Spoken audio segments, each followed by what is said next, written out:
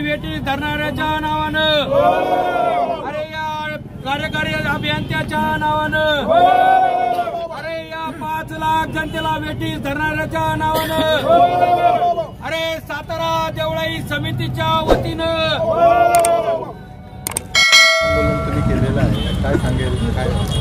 आजचं हे जे आंदोलन होतं याचा अल्टिमेटम आपण 1 तारखेला प्रेस मीडियामध्ये दिला होता।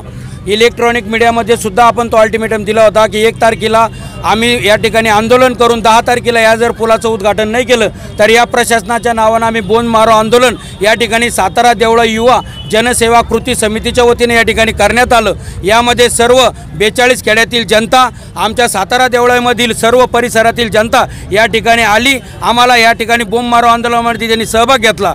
सगळ्यात महत्त्वाचं सांगायचं हरकत नाही, 42 खेड्याला आणि सातारा देवळेकरांना जोडण्यासाठी हा एकमेव मार्ग आहे। कारण आम्हाला 8 किलोमीटर फिरून दर्गा मार्गे जावं लागतं आणि त्या ठिकाणी आमच्या स्वर्गरथ असतील, अंत्ययात्रेचे आमच्या ॲम्ब्युलन्स असतील, आमच्या शाळेच्या बस असतील, ह्या कंटिन्यू 2-2 तास अडकून पडल्या। अनेक रुग्णांचे प्राण त्या ठिकाणी गेले। पण हे प्रशासन झोपीचं सोंग घेतंय। ह्या प्रशासनाचा आम्ही तुमच्या सर्व चॅनलच्या माध्यमातून जाहीर निषेध या ठिकाणी व्यक्त करतो आणि या प्रशासनाला या ठिकाणी या झोपेतून जागा करण्यासाठी आज या ठिकाणी आम्ही हे बोंब मारो आंदोलन या ठिकाणी सगळ्या जनतेच्या वतीनं या ठिकाणी केलं। या ये आंदोलन आंदोलन नहीं तुम्ही इधर आ जाओ। तो कितने सालों से ये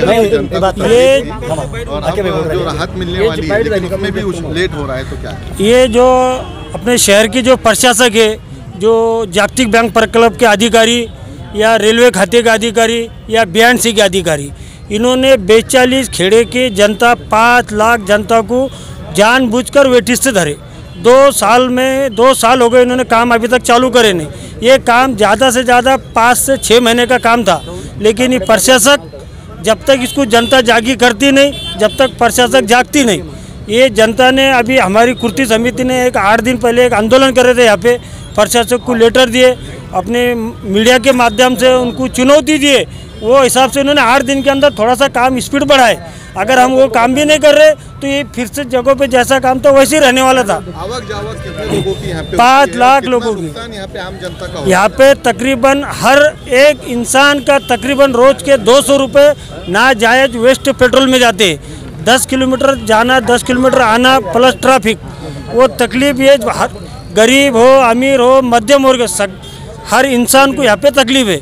और ये 42 गाँव को मिलने वाला ये रास्ता है शिवाजी नगर का भुयारी मार्ग। कदम क्या उठाने वाले अगर ये बोलने पर अगर नहीं चालू करते, अगर ये हमने इनको 19 तारीख का अल्टीमेट दे हुआ है, अगर ये 19 तारीख को अगर ये भुयारी मार्ग उद्घाटन करके चालू नहीं करते, सबसे पहले हम हमारी गाड़ी ऐसे स्टार्ट करेंगे और पूरे भुयारी मार्ग GCP से लेवल करके अतिक्रमण हटा के और हम यहाँ से गाड़ी का आवक जावक चालू कर देंगे। सरकार कोई बड़ा नेता टाइम देख रही होंगी कि कोई बड़े नेता को टाइम मिल जाए, बड़े नेता के हाथ से उद्घाटन चलता ना।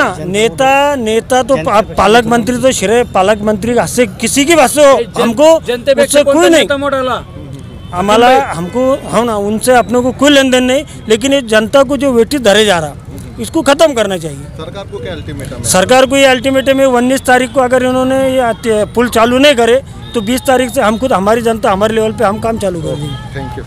मार्गाला नाव पण देऊन टाकलं समितीनं।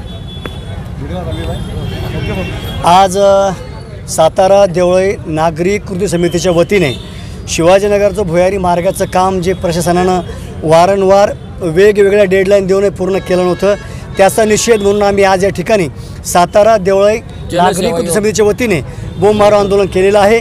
आणि या पुलाचं प्रतिकात्मक उद्घाटन करून या पुलाला छत्रपती शिवाजी महाराज मार्ग असं नाव आम्ही देण्यात आलेलं आहे आणि सर्व नागरिकांच्या वतीने आंदोलन केलेलं आहे। कुठलाही पक्ष नाही, संघटना नाही, सर्व नागरिकांच्या वतीने आम्ही आंदोलन केलेलं आहे। जर 15 फेब्रुवारीच्या आत उद्घाटन केलं, 19 फेब्रुवारीच्या आत जर उद्घाटन केलं नाही तर आम्ही स्वतः बॅरिकेड तोडून उद्घाटन करणार। का तुम्हाला वाटतं असं की उशीर होतोय? हां, कारण आणि आता हे राजकारण आहे, हे त्यांच्या लेवल त्यांनी करावं। परंतु याच भुयारी मार्गाला या शहराला लागून 42 खेडे आहेत, हे 42 खेड्याला अटॅच आहेत। त्या 42 खेड्यांना शहरात जाण्यासाठी हा एकमेव सोयीस्कर मार्ग आहे, सुलभ मार्ग आहे, जवळचा मार्ग आहे। त्यांना दुरून जावं लागतं त्या संग्रामनगरच्या उड्डाणपुलावरून। परंतु आज या सरकारचा या शासनाचा प्रशासनाचा आम्ही निषेध केलेला आहे।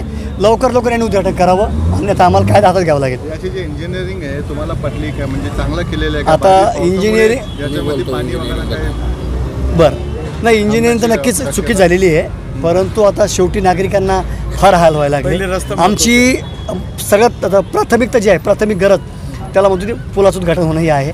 भविष्यात मग याला हा मुद्दा उचलता येईल. ओके, जर नाही झालं तर पुढचा पाऊल काय असेल? पुन्हा जन आंदोलन.